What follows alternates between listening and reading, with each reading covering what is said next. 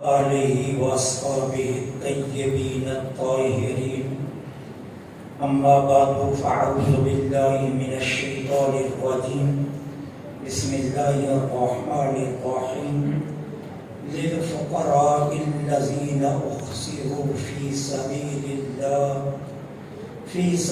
اللہ لا یستطیعون ضربا فی الارض يحسبهم الجاهل أغنياء من التعافف آمنت بالله صدق الله العظيم وصدق رسوله النبي الكريم الأمين ونحن على ذلك لمن الشاهدين والشاكرين والحمد لله رب العالمين۔ تمام تعریفیں اللہ رب العالمین جل سبحانہ و تعالی کے لیے خاص ہیں، جو ہم سب کا مالک بھی ہے اور ہمارا خالق بھی۔ وہی معبود حقیقی ہے، وہ وحدہ لا شریک ہے، کوئی اس کا شریک نہیں۔ کائنات ارض و سما کے ہر ذرے کے بدلے میں تا قیام قیامت بغیر کسی وقفے کے اربوں خربوں کے حساب سے لمحہ بہ لمحہ درود و سلام آقا نامدار مدنی تاجدار فخر دو عالم امام الانبیاء خاتم المرسلین سرکار مدینہ راحت قلب و سینہ صلی اللہ علیہ وآلہ وسلم کی ذات پاک پر، جن کے صدقے میں اللہ جل سبحانہ و تعالی نے ہمیں بے شمار نعمتوں سے مالا مال فرمایا۔ ذی وقار محترم اور محتشم سامعین،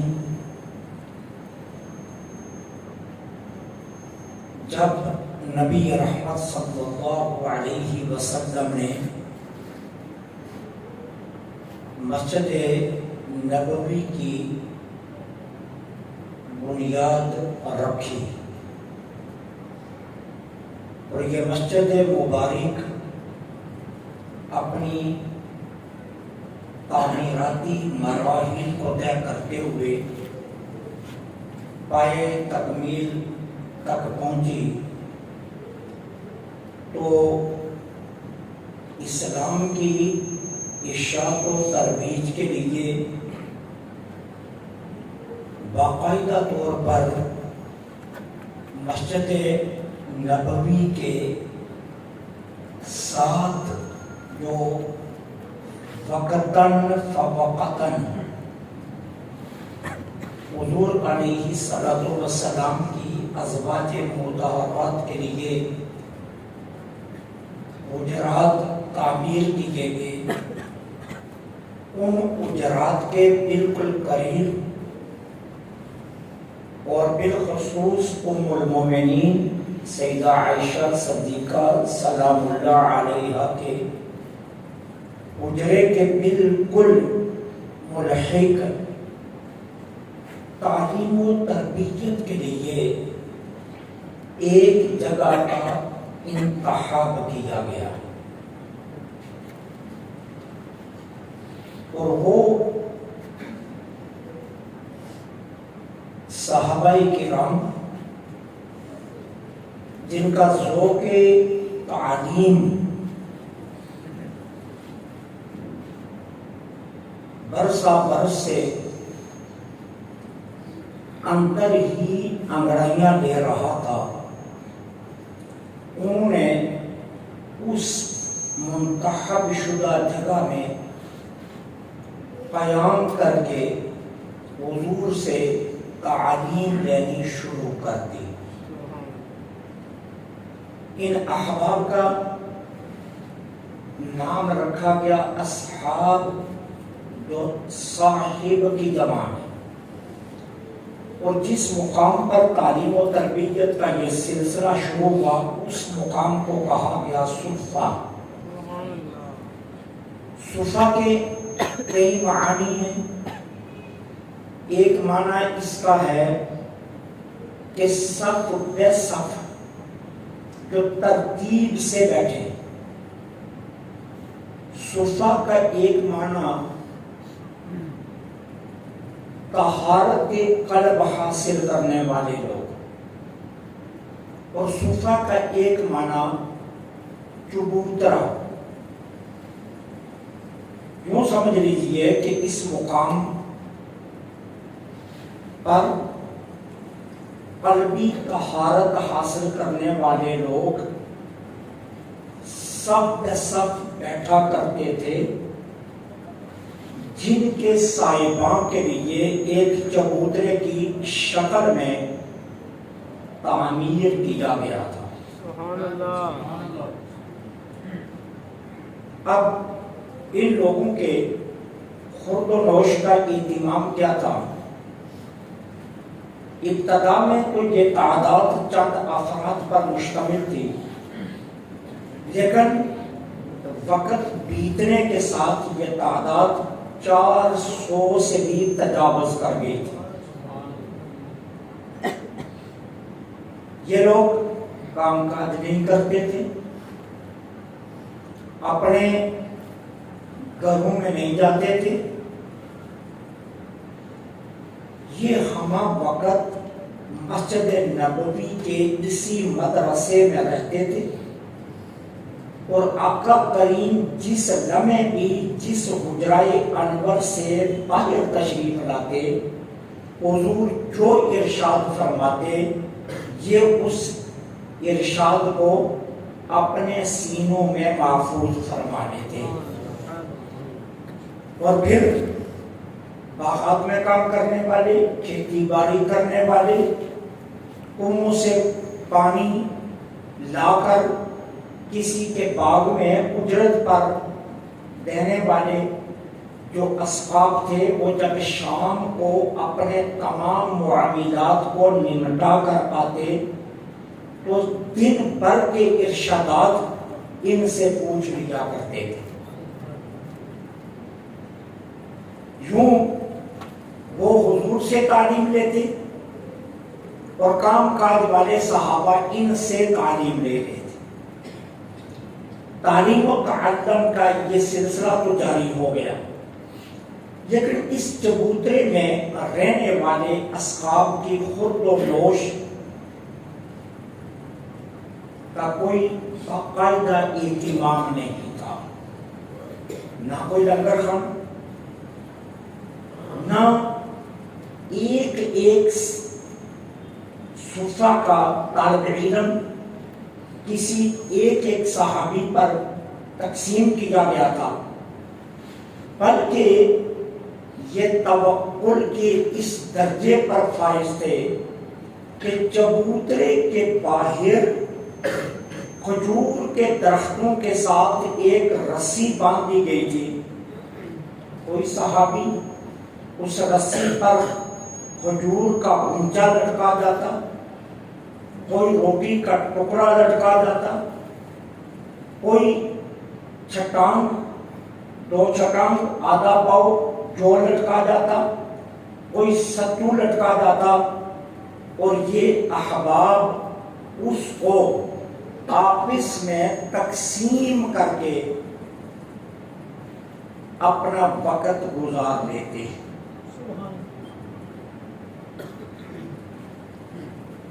قرآن کریم میں ان کی تعریف میں پوری آیہ کریمہ نازل فرمائی. پارہ نمبر 2 رکوع نمبر 4 کی آخری آیہ کریمہ، للفقراء الذین احصروا فی سبیل اللہ. یہ وہ فقیر ہیں کہ جنہوں نے اپنی زندگی وقف کر دیا اللہ کی راہ میں. لا یستطیعون ضربا فی الارض، یہ زمین میں کہیں نہیں جاتے. یحسبهم الجاہل اغنیاء من التعفف،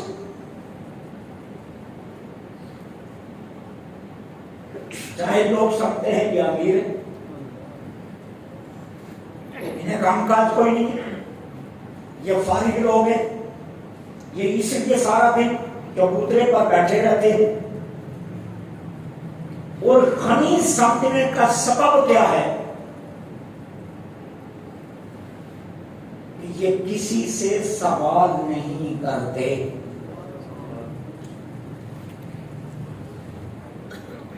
کسی سے سوال. اب بھوک بھی لگی ہے لیکن سوال نہیں کر رہے.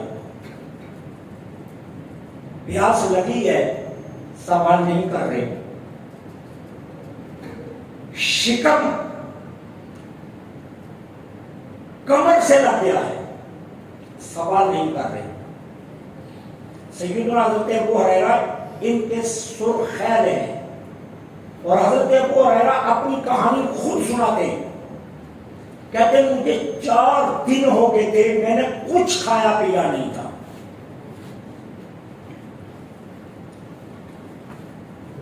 بھوک کی شدت نے مجھے نڈھال کر رکھا تھا.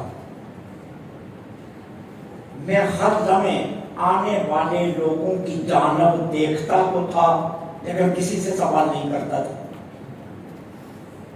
پھر اچانک کیا ہوا؟ چبوترے کے اصحاب آرام فرماتے اور ایک صاحب دودھ کا ایک پیالہ لے کر حضور کی بارگاہ میں آئے. میں نے کہا ابو ہریرہ اس سے بہترین موقع نہیں مل سکتا. اصحاب سوئے ہوئے ہیں اور یہ صاحب پیالہ حضور کی خدمت میں لائے ہیں دودھ کا. اب یقیناً بالیقین حضور کے دروازے پر دستک ہوگی، آقا کریم باہر تشریف لائیں گے، میں سامنے موجود ہوں گا، حضور کے دودھ مجھے عنایت فرما دیں گے. کہتے میں تھوڑا سا قدم بڑھا کر حضور کے دروازے کے اور قریب ہو گیا. دستک ہوئی، آقا کریم تشریف لائے. اس آنے والے نے حضور کی بارگاہ میں دودھ کا بڑا پیالہ پیش کیا. آقا کریم نے میری طرف دیکھا تو میں نے کہا کام بن گیا. لیکن اس وقت میرے جسم سے جان نکل گئی جب حضور نے فرمایا ابو ہریرہ ایک کام کرو، ذرا مدینے کی گلیوں میں جاؤ، آواز لگا کر آؤ کہ جو کوئی بھی اپنے گھر موجود ہے اسے اللہ کے رسول بلا رہے ہیں. اب ہمارے رسول تھا، میری ضرورت کیا کہ میں انکار کر دیتا. میں چلا گیا، میں نے آواز لگائی، چند لمحوں کے بعد 70 صحابہ آ گئے. اب 70 صحابہ کو دیکھ کر میں نے کہا یہاں تو مجھے ایک قطرہ بھی نہیں ملے گا. ایک پیالہ 70 صحابہ. کہتے ہیں مجھے اتنا یہ پتا تھا کہ حضور جس کو بھی جو عطا فرماتے ہیں دائیں ہاتھ سے دائیں طرف سے شروع کرتے ہیں. میں جان بوجھ کر پہل لگا کر حضور کے دائیں طرف جا کر بیٹھ گیا. حضور کے دودھ مجھے عنایت فرمائیں گے. اب ہوا کیا؟ میری امید پر پانی اس وقت پھر گیا جب سرکار نے فرمایا ابو ہریرہ اٹھو اور پیالہ پکڑو، سبھی کو پلاؤ.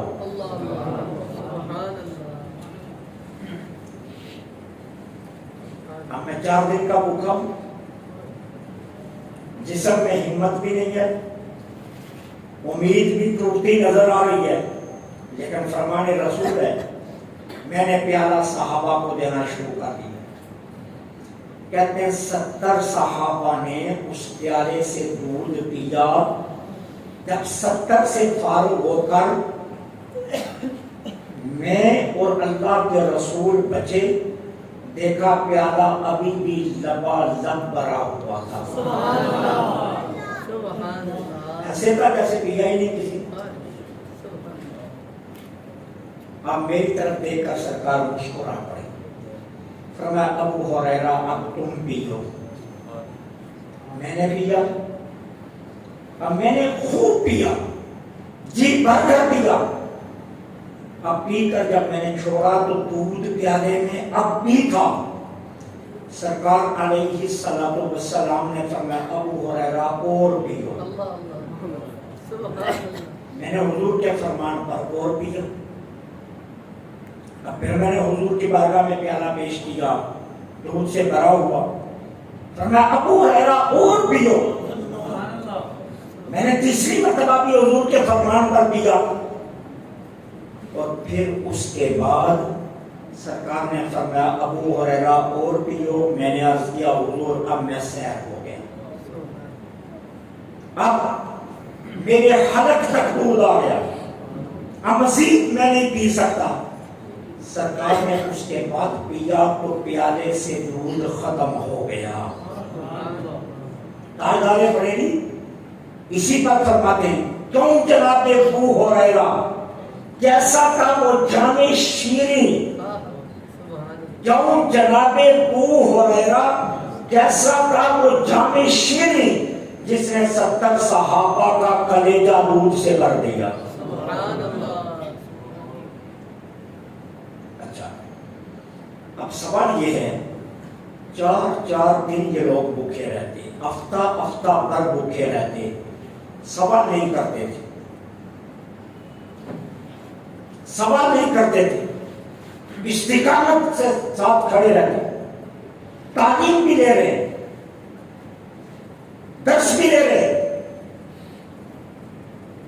نڈال بھی نہیں ہو رہے، نمازیں بھی باجماعت پڑھ رہے ہیں، تہجد بھی قضا نہیں ہو رہے، اشراق چاش ابابین بھی قضا نہیں ہو رہے، اور ساتھ حضور سے جب بھی کلاس کا موقع ملتا ہے پوری کلاس بھی لے رہے اور ایک بات کو محفوظ کر رہے ہیں.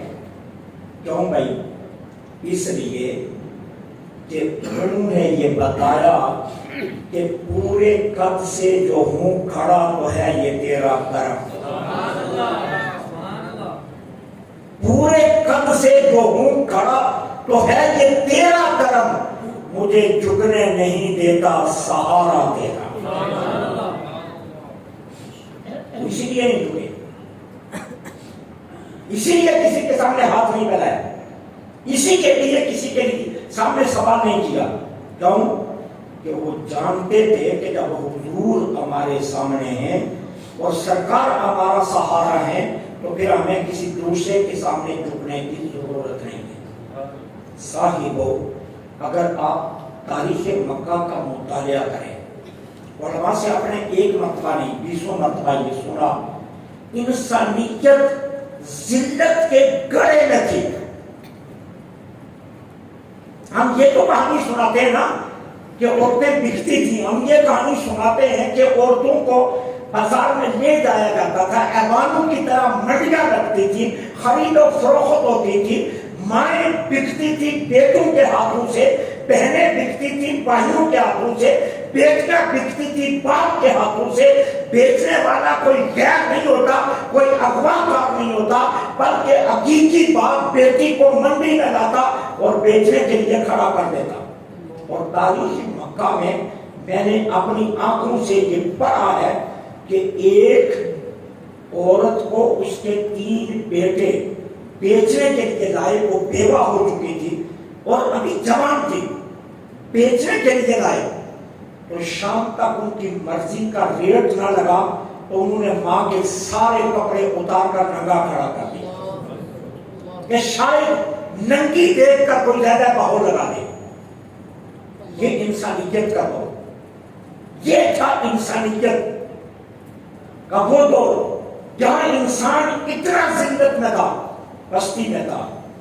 اور یہ سب کچھ انسانوں کے ساتھ، صرف خواتین کے ساتھ نہیں ہو رہا تھا، مرد بھی پستی میں تھے. چند ایک مخصوص طبقات کے لوگوں کے علاوہ باقی سبھی ذلت کی زندگی گزارتے تھے. غلام ہے تو اس کا بیٹا بھی غلام، آگے اس کا بیٹا بھی غلام، نسل در نسل غلامی ہے. بچہ ہوش سنبھالتا تو باپ کسی کے گھر میں ملازم ہے، خادم ہے، نوکر ہے، زر خرید غلام ہے تو بیٹا بغیر کسی قیمت کے غلام بن جاتا اور اسے بھی باپ کے مالک کے ہاں غلامی کی زندگی گزارنی پڑتی، اور پھر مالک کی مرضی، کئی روز غلاموں کو کھانا نہ دیا جاتا، دن رات محنت کروائی جاتی، رات بھر کام لیے جاتے ہیں، اور کام کس طرح کہ ان سے دیگر لوگوں کے باغات میں کام کروائی جاتے اور اجرت مالک خود وصول کر دیتا، اور جس نے سارا دن باغ میں کیاریاں بنائی، پودوں کو پانی لگایا، زمین کو کھودا، زمین کو ہموار کیا، اس بیچارے کو شام کو کھانے کے لیے مالک ایک کھجور بھی نہ دیتا۔ یہ مردوں کے ساتھ بھی ہو رہا، صرف خواتین کے ساتھ نہیں کہ ہم کہیں کہ خواتین پر ہی ظلم ہو رہا تھا، مردوں پر بھی اتنا ہی ظلم ہو رہا تھا۔ شام کو مکہ کے بازاروں میں، مکہ کے محلات میں جو پنچایتیں لگتی، اس میں فخر سے کیا کہا جاتا؟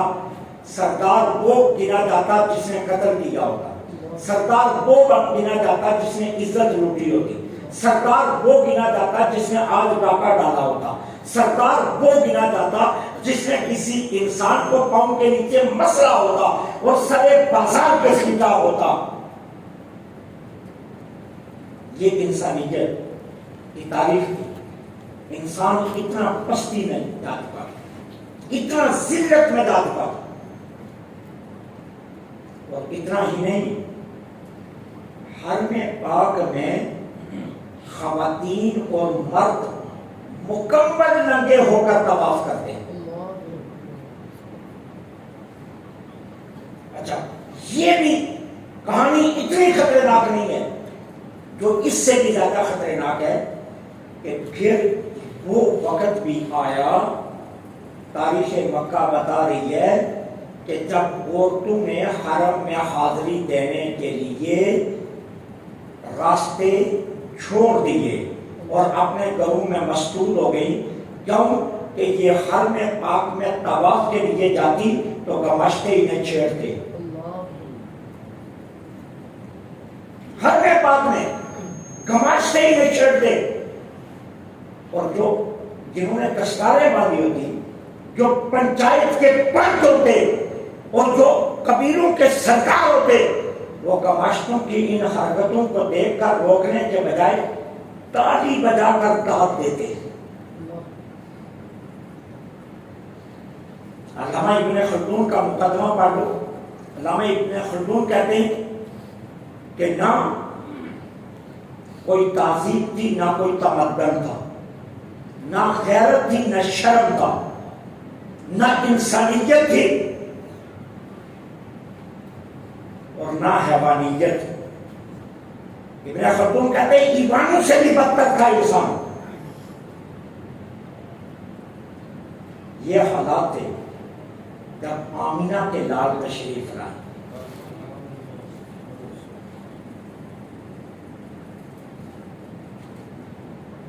اور پھر حضور نے اس انسانیت کو کس کمال عروج پر پہنچایا، سہارا دے کر، اس انسانیت کو سہارا دے کر حضور نے کس کمال پر پہنچایا۔ آج چودھری صاحب، انصاری صاحب، ملک صاحب، آرائن صاحب جو اتنے فخر سے کرتے ہیں نا، یہ اصل کمال ہے میرے آقا کریم کا۔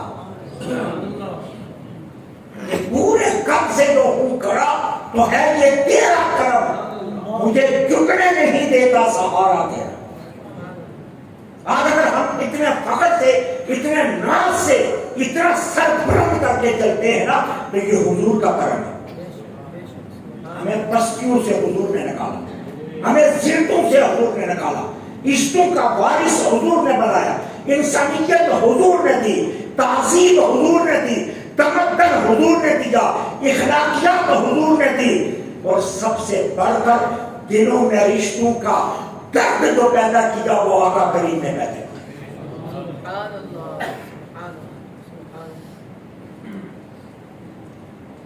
آج ہمارے پاس جتنی عزتیں ہیں وہ حضور کی وجہ سے ہیں۔ آج اگر باپ بیٹے کی نگاہوں میں قابل احترام ہے، یہ کس نے بنایا؟ یہ رسول اللہ نے۔ اور آج اگر باپ کا سر فخر سے بلند ہے تو سہارا کون سا ہے؟ وہ حضور کی ذات۔ حضور کی ذات نے اس کو یہ اتنا سہارا دیا کہ بیٹے کی نگاہوں میں اتنا محترم کر دیا کہ آج بیٹا بشرطے کہ نبی کا غلام ہو، باپ کے سامنے آنکھ اٹھا کر بھی بات نہیں کرتا۔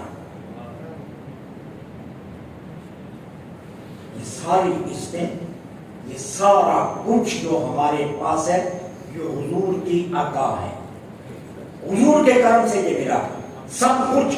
اور اگر آقا کریم تشریف نہ لاتے، حضور کا سہارا ہمیں نہ ملتا، اللہ کی قسم آج ہم اس پستی میں ہوتے جس پستی کا ہم تصور بھی نہیں کر سکتے۔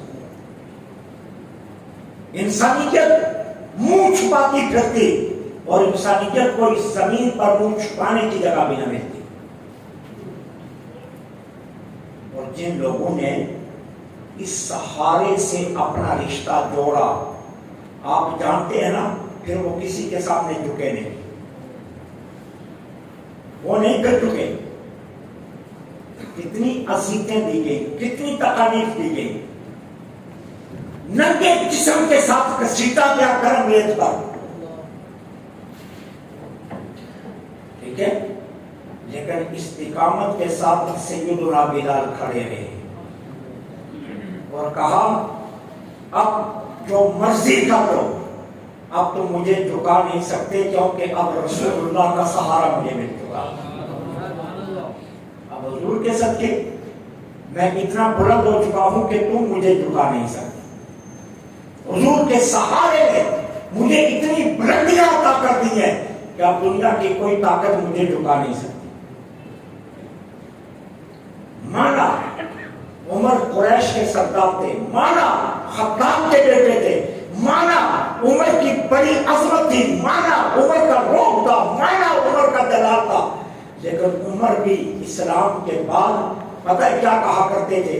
کہتے تھے اپنے گریبان پکڑ کر کہا کرتے تھے، وہ خطاب کے بیٹے بھول مت جانا، تم وہی ہے کہ جس سے اونٹوں کی لائن سیدھی نہیں ہوتی تھی۔ آج اگر 24 لاکھ مربع میل پر حکومت کر رہا ہے تو یہ کمال تیرا نہیں ہے، یہ کمال آمنہ کے لال کا ہے جس نے تجھے اطلاع کر دیا۔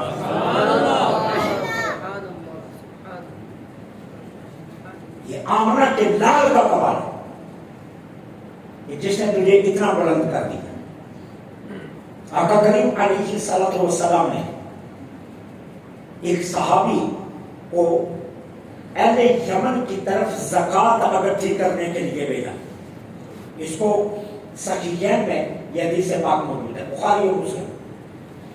حضور نے اہل یمن کی جانب انہیں زکوٰۃ اکٹھی کرنے کے لیے بھیجا۔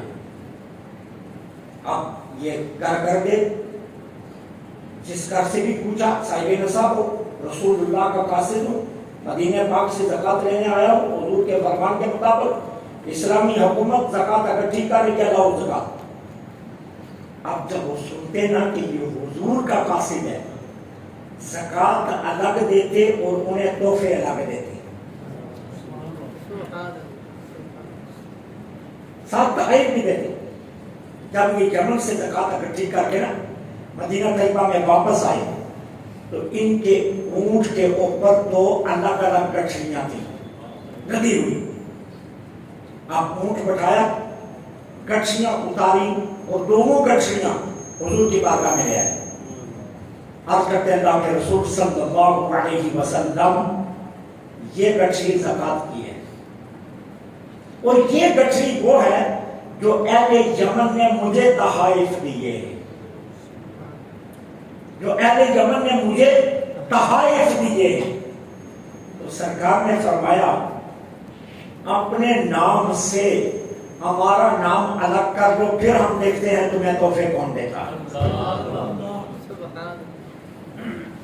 میرے آقا نے فرمایا جاؤ سیدھے جا کر یمن والوں کو کہو میں اسلامی حکومت کا قاصد آیا ہوں، میں اسلامی حکومت کا DZO زکوٰۃ کا آفیسر آیا ہوں، میں اسلامی حکومت کی جانب سے زکوٰۃ اکٹھی کرنے آیا ہوں، زکوٰۃ دو، پھر ہم دیکھتے ہیں تمہیں تحفے کون دے گا۔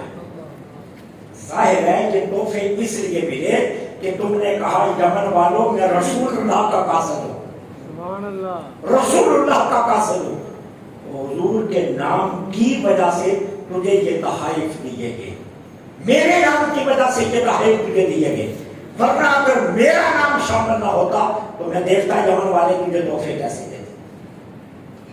آج اگر ہم پورے قد سے کھڑے ہیں، پورے فخر سے ہمارا سر بلند ہے، تو یہ حضور کا سہارا ہے جو ہمیں جھکنے نہیں دیتے، اور حضور کا سہارا جن کو مل جاتا ہے پھر اللہ کی عزت کی قسم دنیا کی کوئی طاقت انہیں جھکا بھی نہیں سکتی۔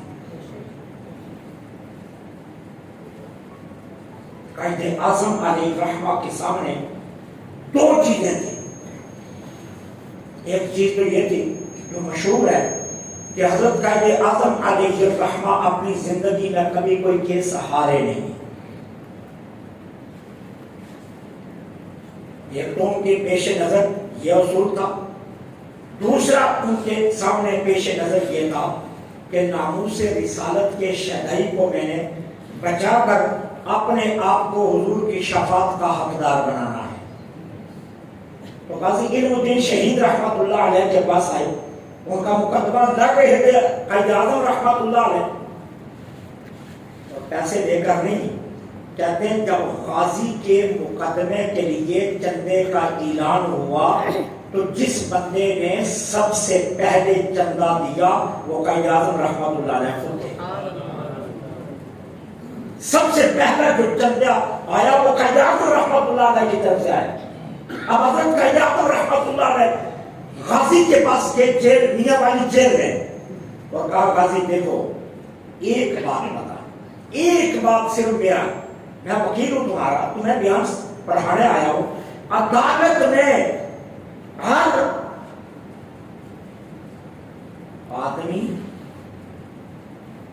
اپنے وکیل کا پڑھایا ہوا بیان ہی دیتا ہے۔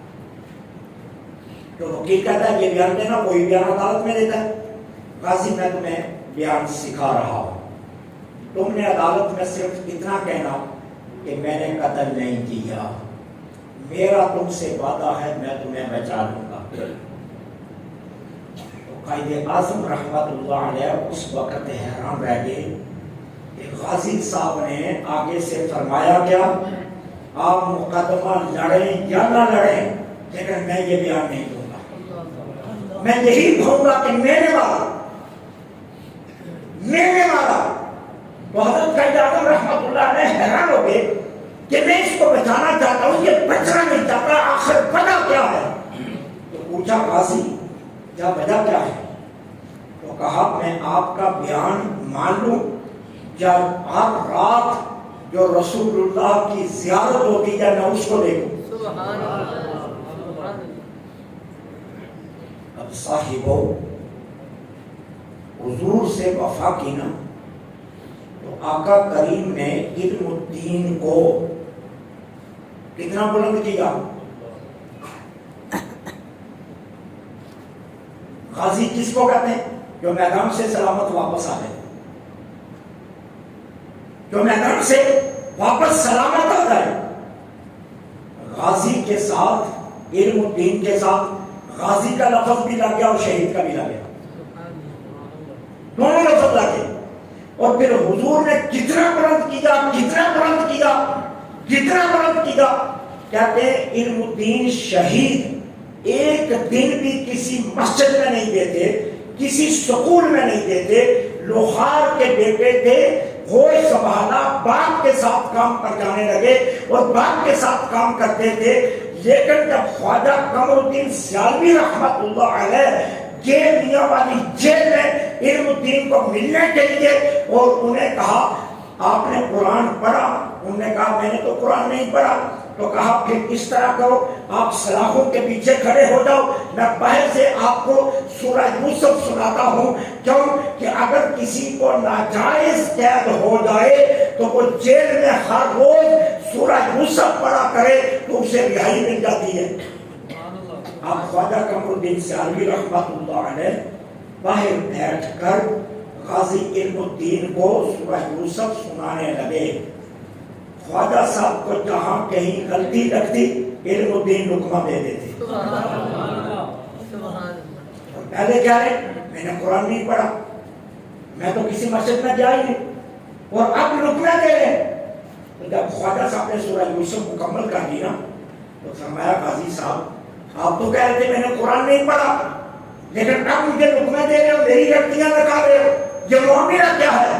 تو عرض کی حضور سچی بات یہ ہے کہ جیل میں آنے سے پہلے میں نے قرآن نہیں پڑھا تھا، جب سے میاں والی جیل میں آیا ہوں ہر روز رات کو علی المرتضیٰ آ کر مجھے قرآن پڑھاتے ہیں۔ حضور نے سیدنا علی المرتضیٰ کی ڈپٹی ادا دی ہے، وہ ہر روز رات کو میرے کمرے میں آتے ہیں جہاں مجھے بند کیا گیا ہے اور مجھے قرآن پڑھا کر جاتے ہیں۔ لہذا اب علی المرتضیٰ سے میں نے قرآن پڑھ لیا، اب موت سامنے ہو، وکیل اتنا تکڑا ہو اور یقین بھی ہو کہ اگر میں وکیل کے بیان کے مطابق بیان دے دوں تو میں بچ سکتا ہوں، لیکن اس کے باوجود اگر کوئی نہیں بچنا چاہتا تو پھر اس کا معنی کیا ہوگا کہ پورے قد سے جو ہوں کھڑا تو یہ تیرا ہے کرم، مجھ کو جھکنے نہیں دیتا یا رسول اللہ، سہارا تیرا۔ جنہیں یہ نصیب ہو جاتی ہے نسبت، پھر کائنات کی کوئی طاقت انہیں جھکا نہیں سکتی۔ حضور کی زبان سے ایک مرتبہ لفظ نکلا نا سیف اللہ، حضرت خالد بن ولید کے لیے ایک مرتبہ سرکار نے فرمایا سیف اللہ ہے، تو پھر خالد بن ولید اس کائنات پر ناقابل شکست ہو گئے۔ 300 جنگیں لڑی ہیں حضرت خالد بن ولید نے، 300 جنگیں، اور قسم اٹھا کر کہتے ہیں میرے جسم کا کوئی حصہ ایسا نہیں تھا جس پر جنگ کے زخم نہیں تھے، لیکن اس کے باوجود موت آئی تو کہاں؟ بستر پر۔ کیوں؟ رسول اللہ کی زبان سے لفظ نکل گیا تھا سیف اللہ، اللہ کی تلوار۔ اب اللہ کی تلوار کو ہرانے کا مطلب کیا تھا کہ رسول اللہ کی زبان کو ہرا دیا جائے، اور رسول اللہ کی زبان سے جو نکل جائے جملہ، وہ جملہ قیامت تک کے لیے ثابت ہو جاتا ہے کہ اس میں تبدیلی نہیں آ سکتی۔ ہماری عزتیں، ہمارے تمام فخر اور ہماری یہ چودراہٹیں اور ہمارے گھر میں جو کچھ ہے، سچ پوچھئے تو یہ سب حضور کے کرم سے،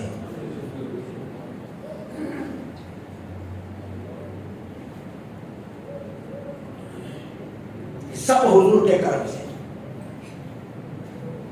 جب تک بکے نہ تھے کوئی پوچھتا نہ تھا، جب تک بکے نہ تھے کوئی پوچھتا نہ تھا، یا رسول اللہ تم نے خرید کر انمول کر دیا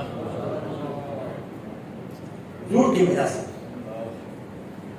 آج جو پورے قد سے ہم فخر سے چلتے ہیں نا، انسانیت کی تاریخ میں نے ابتدا میں بیان کر دی کہ انسانیت کا عالم کیا تھا، تاریخ انسانیت کیا تھی، انسان کتنا پستی میں تھا، انسان کتنا ذلت میں تھا، انسان کتنا گر چکا تھا، یہ کسی تہذیب و تمدن کا مالک نہیں تھا، لیکن رسول اللہ نے اسے کتنا بلند کیا، اتنا بلند کیا، اتنا بلند کیا کہ لوگ جنہیں مکے کے بدو کہتے تھے، لوگ پھر انہی کے سامنے ہاتھ باندھ کر کہنے لگے سیدنا صدیق اکبر۔ مکے کے بدو کو سیدنا صدیق اکبر کس نے بنا دیا؟ مکے کے ظالم کو سیدنا عمر بن خطاب عدالت اور انصاف کی نشانی کس نے بنا دیا؟ جہاں بے حیائی نے ڈیرے ڈالے ہوئے تھے وہاں عثمان بن عفان کو حیا کا پیکر کس نے بنا دیا؟ یہ رسول اللہ صلی اللہ علیہ وسلم.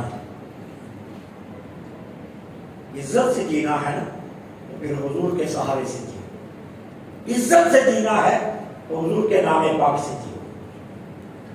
حضور کے نام کے ساتھ نسبت جوڑ کر جو عزتیں ملتی ہیں، جو سہارے ملتے ہیں، پھر کائنات کبھی آپ کو سرنگو نہیں کر سکتی، آپ کو جھکا نہیں سکتی. دنیا کی کوئی طاقت آپ کو ہرا نہیں سکتی، کوئی آپ کو نیچے نہیں کر سکتا. آپ کا سر فخر سے ہمیشہ بلند رہے اور آپ فخر سے جیتے. کائنات یہی بتا ہے. صحابہ کرام علیہم رضوان کے گھروں میں میں مانتا ہوں کھانے کے لیے کچھ نہیں تھا، میں مانتا ہوں چولہے نہیں چلتے تھے، میں تسلیم کرتا ہوں ان کے بگڑے نہیں تھے، میں مانتا ہوں ان کے پاس اس دور کی اعلیٰ ترین سواریاں نہیں تھی، میں مانتا ہوں ان کے لباس مہنگے نہیں تھے، میں مانتا ہوں ان کے پاس زندگی کی آسائشیں نہیں تھی، لیکن خدا کی قسم حضور کے سہارے نے ان کو اتنا بلند رکھا تھا، اتنا بلند رکھا تھا، اتنا بلند رکھا تھا کہ دنیا کی کوئی طاقت انہیں کبھی بھی شکست نہیں دے سکی، ہرا نہیں سکی. وہ ہمیشہ بلند رہے، ہمیشہ بلند رہے. آپ مجھے بتائیے، ایک شخص حضور کی بارگاہ میں حاضر ہوا، آیا حضور کے بعد اور پھر آ کر کیا کیا؟ اس نے کلمہ پڑھا. ابھی کلمہ پڑھا تھا کہ اعلان جہاد ہو گیا. وہ کر گیا، اپنی تلوار اٹھائی، اپنی سواری لی اور سواری پر سوار ہوا اور مجاہدین کے ساتھ جہاد کے لیے چل پڑا. اب میدان میں پہنچے تو سب سے پہلے میدان میں جانے کی حضور سے اجازت مانگی. میدان میں گئے تو شہید ہو گئے. محدثین کیا فرماتے ہیں، مفسرین کیا فرماتے ہیں؟ 1 کروڑ غوث اکٹھا کیا جائے، 1 کروڑ غوث اکٹھا کیا جائے تو اس صحابی کے جوتوں کے نیچے جو مٹی لگی وہ اس مٹی کے برابر بھی نہیں ہو سکتے. نماز تو اس نے ایک نہیں پڑھی، قرآن کی شکل تک نہیں دیکھی، قرآن کھولا تک نہیں، تسمیہ شریف بھی نہیں آتی، ابھی تو کلمہ پڑھا، قرآن کا کوئی حرف نہیں آتا، اسلام کے ارکان نہیں پتا، اسلام کے کوئی تعلیم نہیں ہے ان کے پاس. اب اتنا بلند کس نے کر دیا؟ تو نبی رحمت کے دیدار نے، حضور کی زیارت نے، حضور کی بارگاہ میں حاضری جو ایمان والی تھی اس نے اتنا اونچا کر دیا کہ 1 کروڑ غوث ان کے جوتوں سے لگی خاک کا مقابلہ بھی نہیں کر سکتے. اور اللہ قرآن میں کیا فرماتا ہے؟ وَلِلَّهِ الْعِزَّةُ وَلِرَسُولِهِ. عزتوں کا مالک یا اللہ ہے یا اس کا رسول ہے. قرآن کہہ رہا ہے نا، عزتوں کا مالک یا اللہ ہے یا اس کا رسول ہے. اب جس کو بھی کائنات میں عزت ملے گی وہ حضور کے صدقے ملے گی. اب اگر عزت والا اپنا سر بلند کر کے چلتا ہے، فخر سے چلتا ہے، اپنے آپ کو معزز سمجھتا ہے، محترم سمجھتا ہے، معاشرے کا مفید ترین انسان سمجھتا ہے اور یہ سمجھتا ہے کہ میرے پاس سب کچھ ہے، تو وہ یہ خیال نہ کرے کہ یہ میری محنتوں کا کمال ہے، یہ آمنہ کے لال کی نگاہ کرم ہے. جو آمنہ کے لال کے ساتھ جڑتے ہیں پھر اللہ انہیں اسی طرح بلند فرماتا ہے، اسی طرح بلند فرماتا ہے. پھر کوئی طاقت انہیں جھکا نہیں سکتی. اس لیے کہتے ہیں کہ پورے قد سے جو ہوں کھڑا وہ ہے یہ تیرا کرم، مجھے جھکنے نہیں دیتا سہارا تیرا. اگر حضور میں فخر سے کھڑا ہوں، حضور میں فخر سے جی رہا ہوں، تو اس کے پیچھے آپ کا نام نامی اس میں گرامی ہے جو میرے وجود میں، جس نے مجھے اتنا بلند، اتنا قابل فخر کر دیا. اور جن لوگوں نے حضور کی ذات سے محبت کی، عشق کی جان لگاؤ رکھا، حضور کی ذات سے اپنی نسبتیں قائم رکھی، آپ دیکھ لیجئے کہ وہ دنیا میں کتنے بلند ہوئے. آخرت کی بلندیاں تو بات کی بات ہے نا، دنیا میں اللہ نے ان کو کتنی بلندیاں عطا فرمائی کہ کوئی ان کی بلندیوں کو چھو نہیں سکتا. بلال اتنے بلند ہوئے کہ کعبہ بھی پاؤں کے نیچے رہ گیا، کعبہ بھی پاؤں کے نیچے رہ گیا. سعد بن وقاص کتنے بلند ہوئے، ذرا دیکھیے تو صحیح کہ آج ہم فخر سے کہتے ہیں فدا کا ابی و امی یا رسول اللہ، یا رسول اللہ میرے ماں باپ آپ پر قربان ہو جائیں. سعد وہ خوش نصیب صحابی ہیں، غزوہ احد میں جب کفار نے میرے آقا کے خیمہ مبارک کا محاصرہ کیا اور مسلسل خیمے پر تیر برسانے لگے تو میرے آقا تیر اٹھا اٹھا کر حضرت سعد کو دے رہے تھے اور سعد فرماتے سعد میرے ماں باپ تیرے اوپر قربان ہو گئے. حضرت سعد سے میرے نبی یہ فرمایا سعد تیر مارو میرے ماں باپ تیرے اوپر قربان ہو جائیں. حضرت سعد کو یہ اعزاز ملا کہ میرے ماں باپ تیرے اوپر قربان ہو جائیں. یا نبی خود تشریف فرما، امام الانبیاء صاحب قرآن خود تشریف فرما اور بندہ مسئلہ پوچھنے کے لیے آ جائے اور سرکار فرمائے فقہ کا مسئلہ ہے نا عبداللہ بن مسعود سے پوچھو اپنی موجودگی میں. اور عبداللہ بن مسعود وہ شخصیت ہے جو حضور کی موجودگی میں مسجد نبوی میں بیٹھ کر فقہ کے مسائل پر فتویٰ دیا کرتے تھے. کیوں بھائی کیا کمال تھا، کمال کیا تھا؟ یہ صاحب نعلین تھے. کیا حضور جب بھی تشریف لاتے حضور کے نعلین مبارک یہ اتروایا کرتے تھے، اور جب حضور نعلین مقدس پہننا چاہتے تو یہی پہنوایا کرتے تھے. اور ان کا انداز کیا تھا، انداز کیا تھا؟ کہتے ہیں جب حضور کے نعلین اتروا دیتے نا تو جوڑوں کو نیچے سے ملایا نہیں کرتے تھے، ملایا نہیں کرتے تھے، بلکہ حضور کے نعلین سیدھے رکھتے اور نیچے کا حصہ اپنے سینے پر ملتے، سینے پر ملتے. اور پھر اس کے بعد سینے پر ملنے کے بعد دونوں نعلین سیدھے اپنے سر پر رکھ کر حضور کے پیچھے پیچھے چل پڑتے.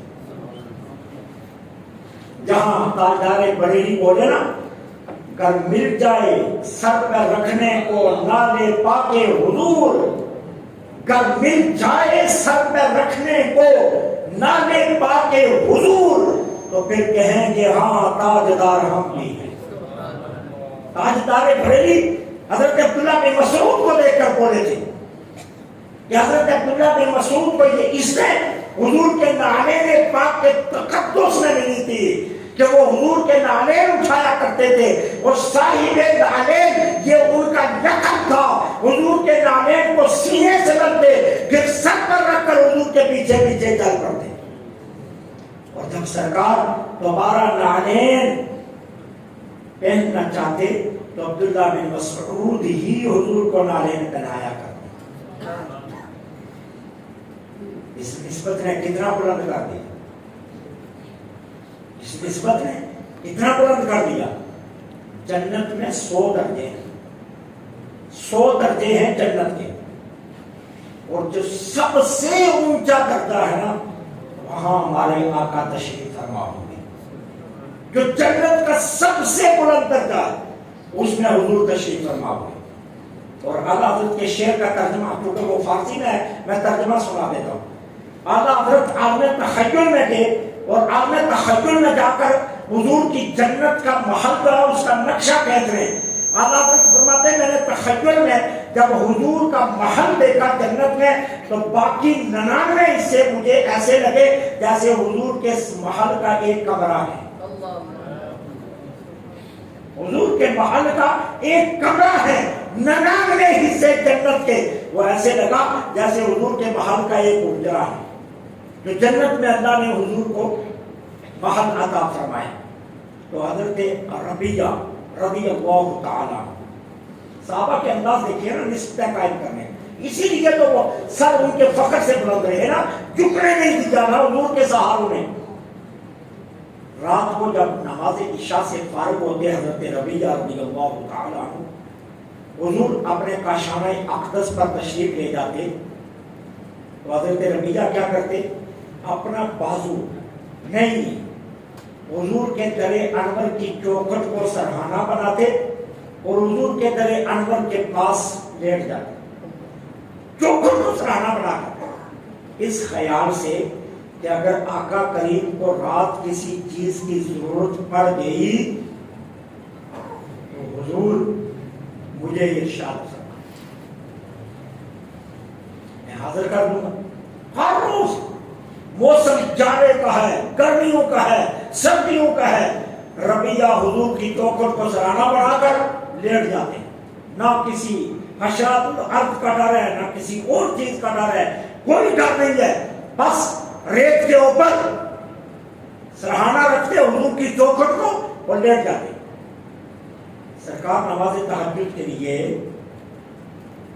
تشریف لاتے, جو ہی دروازہ کھلتا ربیہ فوراً سٹینڈ ہو جاتے, کھڑے ہو جاتے اور پانی لا کر حضور کی بارگاہ میں پیش کرتے. سرکار کو وضو کرواتے, آقا کریم نماز تہجد پڑھتے. سرکار اپنے اس غلام کی اس ادا سے اتنا خوش ہوئے, اتنا خوش ہوئے. ایک دن حضور وضو فرما رہے تھے, حضرت ربیہ وضو کروا رہے تھے. میرے آقا نے فرمایا سل یا ربیہ, اے ربیہ آج مانگ کیا مانگتا ہے. سل یا ربیہ, اے ربیہ مانگ آج کیا مانگتا ہے, جو تم مانگے گا آج تجھے ملے گا. حضرت ربیہ نے حضور کو موج میں دیکھا تو کیا عرض کیا, مرافقتک فی الجنہ. سبحان اللہ. حضور صرف ایک چیز مانگتا ہوں, وہ کیا, حضور جنت میں آپ کے محل میں جگہ مل جائے, ڈیوٹی کوئی مل جائے, جنت میں آپ کے محل کے اندر کوئی ڈیوٹی مل جائے. ربیہ جنت میں بھی آپ کو وضو کروائے, ربیہ جنت میں بھی آپ کا خادم رہے, ربیہ آپ کے محل میں ہو اور آپ ارشادات فرماتے جائے, ربیہ وہ کام کرتا جائے. بس یہ ڈیوٹی چاہیے. میرے آقا نے فرمایا یہ ہو گئی کچھ اور مانگ. فرمایا یہ ہو گئی, یہ تیری ڈیوٹی ہو گئی, جو تم نے سوال کیا یہ ہو گیا, اس کے علاوہ کچھ مانگ. عرض کی حضور اور کچھ نہیں چاہیے. فرمایا کچھ اور مانگ. جو حدیث کے الفاظ ہیں نا اس میں لفظ ما آتا ہے. محدثین فرماتے ہیں ما عمومیت پر دلالت کرتا ہے. ربیہ اگر اس دن حضور سے دنیا کی بادشاہی مانگتے نا حضور نے وہ بھی عطا فرما دیں گے. ما عمومیت پر دلالت کرتا ہے. اب حضرت ربیہ کو حضور نے جنت میں اپنے محل میں جگہ عطا فرما دی. اب مجھے بتائیے جس کے پاس اتنا بڑا سہارا ہو اسے کوئی جھکا سکتا ہے؟ اسے یار کون زیر کر سکتا ہے؟ اسے کون سرنگو کر سکتا ہے؟ اسے کون نیچا دکھا سکتا ہے؟ کوئی دنیا کی طاقت اسے زیر نہیں کر سکتا, سرنگو نہیں کر سکتا. کیوں؟ جس کے پاس کملی والے کا سہارا ہوتا ہے نا, پھر حضور کے سہارے کے ذریعے وہ اتنا بلند ہو جاتا ہے کوئی اسے جھکا نہیں سکتا, کوئی اسے جھکا نہیں سکتا. آپ تاریخ اٹھا کر دیکھیں, جن دوستوں کا تاریخ کا ذوق ہے نا وہ جانتے ہیں ہر دور کے بادشاہ علماء سے کرتے ہیں. ہر دور کے بادشاہ علماء سے ڈرتے ہیں، کوئی ایسا دور نہیں گزرا جس دور میں بادشاہ علماء سے نہیں ڈرے۔ کیوں ڈرتے ہیں علماء سے؟ حالانکہ یہ تو بیچارے مسجدوں میں بڑے معمولی وظائف پر ڈیوٹیاں دے رہے ہو، ان کے پاس تو کوئی اس طرح کا نظام نہیں ہوتا، افواج نہیں ہوتی، ان کے پاس کوئی قوتیں نہیں ہوتی، طاقتیں نہیں ہوتی۔ کیوں ڈرتے ہیں ارباب اقتدار علماء سے؟ صرف اس لیے ڈرتے ہیں کہ انہیں یقین ہوتا ہے کہ حضور کے سہارے پر یہ اتنے بلند ہیں کہ انہیں جھکانا مشکل ہے۔ اور تاریخ اٹھا کر دیکھو، جب بھی صاحبان اقتدار کے سامنے کسی نے آنکھ میں آنکھ ڈال کر بات کی نا، وہ علماء ہی ہیں، ان کے علاوہ کسی نے نہیں کی۔ 12 اماموں سے تاریخ شروع کر لیں۔ یزید کے سامنے کون ڈٹا؟ حسین۔ کون ڈٹا ہے؟ حسین ڈٹے نا۔ منصور کے سامنے کون ڈٹے؟ حسین کا بیٹا امام جعفر صادق ہی ڈٹے ہیں نا، حسین کا بیٹا ڈٹا ہے منصور کے سامنے۔ اس طرح تاریخ پڑھتے آئیں آپ وہاں سے شروع کرنے آج تک اقتدار والوں کے سامنے جو ڈٹے ہیں وہ علماء ہیں۔ کیوں؟ وہ یہ سمجھتے ہیں کہ یہ لوگ حضور کے سہارے کو جانتے ہیں کہ سہارے میں کتنی طاقت ہے، لہذا ان لوگوں کو جھکانا مشکل ہوتا ہے، لیکن یہ جھکتے نہیں ہیں۔ سعد رضوی کو کیوں نہیں چھوڑے؟ بچہ ہے، 25-26 سال کا بچہ ہے، اس نہتے بچے سے کیوں ڈر رہے؟ آخر وجہ کیا ہے؟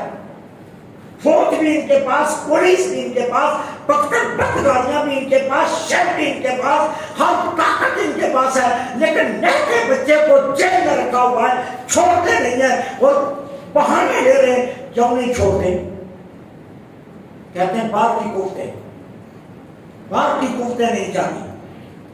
باہر کی قوتوں کا کوئی چکر نہیں ہے، وہ جانتے ہیں کہ جیل میں ہم نے ہر قوت آزمائی ہے، لیکن خادم حسین رضوی کے بیٹے کو ہم جھکا نہیں سکے، وہ نہیں جھکا سکے۔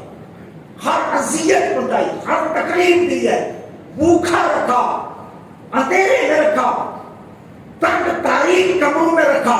کون سا ظلم ہے جو سعد رضوی کے ساتھ جائز نہیں رکھا گیا؟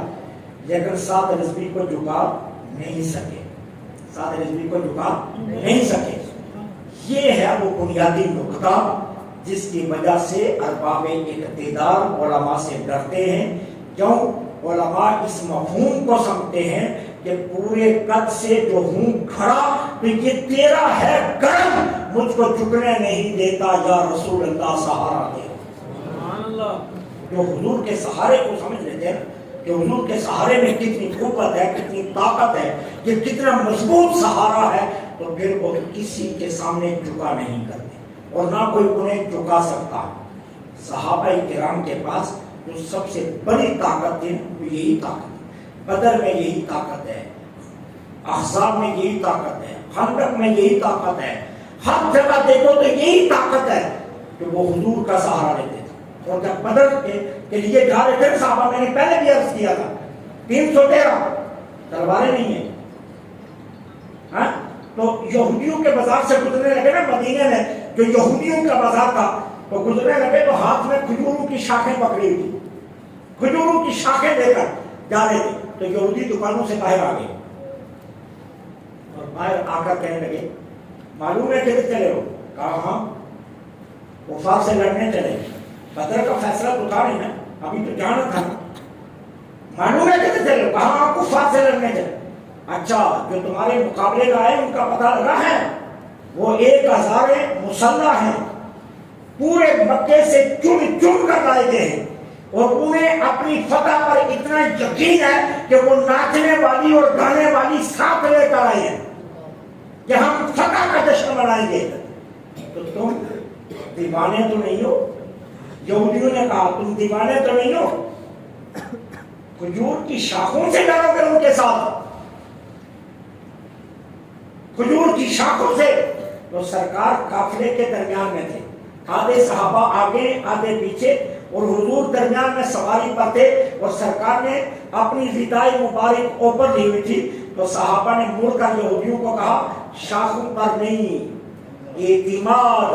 اعتماد ہے آمنہ کے لال پر۔ انہوں نے کہہ جو دیا کہ فتح ہماری ہے تو پھر فتح ہماری ہے۔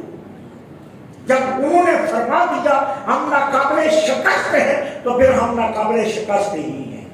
کیوں؟ ہمیں بھروسہ ہے تو صرف ان پر، ہمارا سہارا ہے تو یہ ہے، ہمیں یقین ہے تو ان پر ہے۔ لہذا حضور کے سہارے نے 313 کو 1000 کے مقابلے میں فاتح بنا دی۔